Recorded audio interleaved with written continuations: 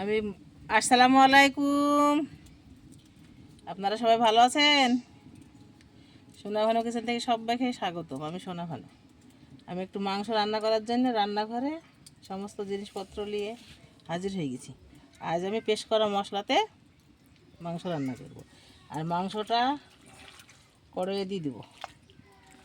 মুরগি জবাই করি, কুটি ছিলি ধুয়ে রেডি করি নিয়ে চলে আসলাম। আর এই যে এইতে আছে পেঁয়াজ বাটা, রসুন বাটা, আদা বাটা, জিরি বাটা, মশলা, এলাচ, লং, দারচিনি, সাদা গোলমরিচ, কালো গোলমরিচ সব কিছু দিয়ে একসঙ্গে করে বেটে নিচ্ছি। যেগুলো ঢেলে দিলাম। আর আমি দেব হলুদের গুঁড়ো,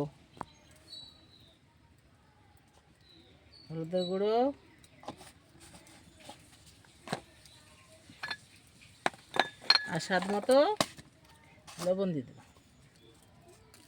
দর্শক, আপনারা সবাই দেখতে থাকুন। আমার ভালো লাগে আপনারা আমার ভিডিওটা দেখেন, লাইক কমেন্ট শেয়ার করেন, সাবস্ক্রাইব করেন, আমাকে সহযোগিতা করেন। আমার খুব সুন্দর লাগে। সরিষার তেল দিছি কাঁচা।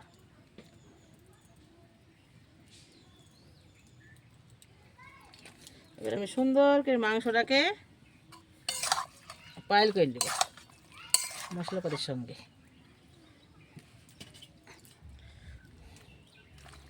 মুরগির গায়ে তো সবই থাকে, মাংস, মাথা, চামড়া, মেটো, সব রকম হাড় মাংস সব একসঙ্গে করে এই দিকে মাখিয়ে নিই।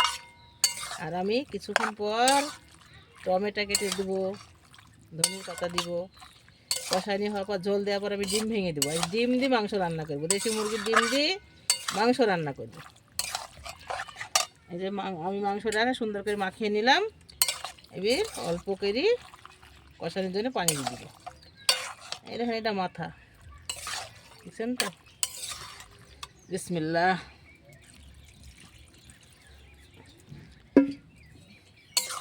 এই পানিতেই মাংস সিদ্ধ দেবো। আস্তে আস্তে জল দিব।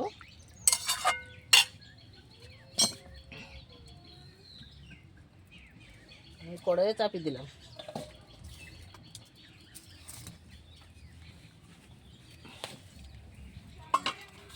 দিয়ে দিলাম। মাংসটা সুন্দরভাবে ফুটে গেলে নাড়াচাড়া করে দিব।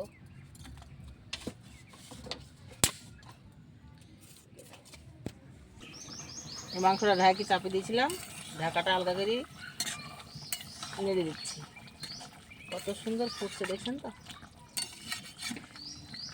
সবাই আমার পরিবারে আপনারা ঘুরতে আসবেন।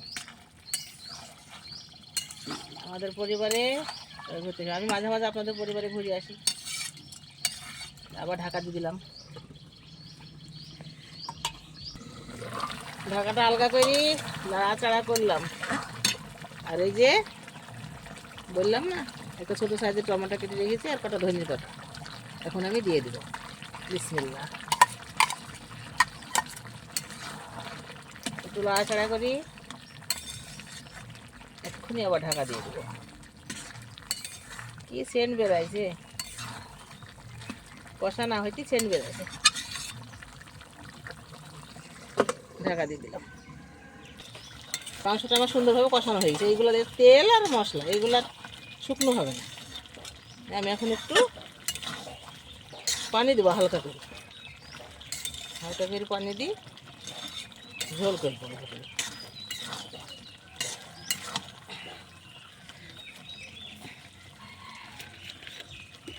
বেশি ঝোল থাকলে আবার খেতে ভালো লাগে না।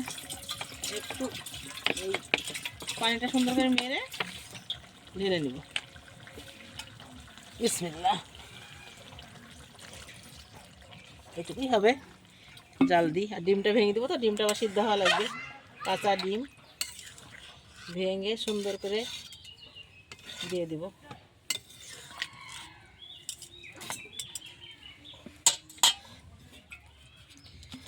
যেখানে যেখানে ডিম দিব সেখানটার মাংসটাকে এগিয়ে নেব। যে 3টি ডিম নিয়ে এসেছি, দেশি মুরগির ডিম। দেশি মুরগির ডিম দিলে খুব ভালো খাওয়া লাগে, খেতে স্বাদ লাগে, টেস্টি লাগে। এই জায়গাটা ছল্লি দিয়ে গেলে আগিয়ে নিলাম। বিসমিল্লাহ।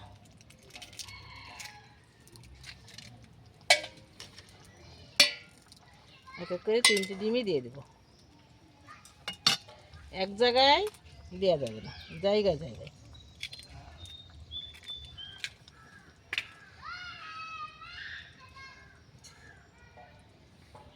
এই সাইডে দিই, ওই সাইডে একসাথে গুলিয়ে যাবে। ডিম 3টি দিয়ে দিলাম। আমি ঢাকনা দিয়ে ঢাকা দিয়ে দেব।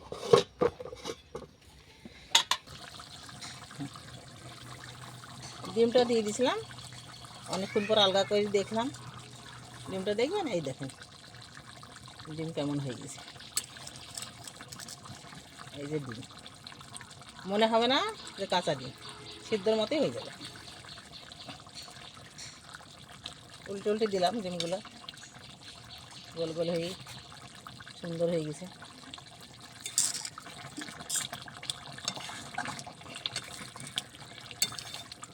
একটু ঝোলটা মেরে ঢেলে ফেলবো। সুন্দরভাবে রান্না রেডি হয়ে গেছে। ঝোলটা মেরে যেটুকু রাখবো সেটুকু আছে। এখন আমি গামলায় ঢেলে নেব।